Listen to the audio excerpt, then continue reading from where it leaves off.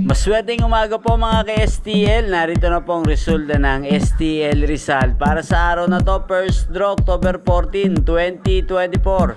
Araw lang Lunes. Naway ang mga natayan nyo pong mga numero kanina ay manalo nawa ngayong umagang ito 11 AM. Kaya kunin nyo na po yung mga tickets. Narito na po ang resulta.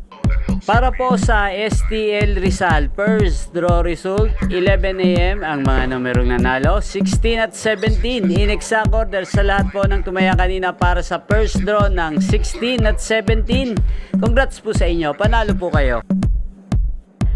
Ang STL Rizal ay napapanood nyo po sa channel na to, Roderick Hernandez TV, araw-araw mula Lunes hanggang Linggo, every 11 AM, 4 PM at 8:45 PM. Maraming salamat po sa panonood nyo sa aking channel. Huwag pong kalimutang mag-subscribe. Thank you for watching.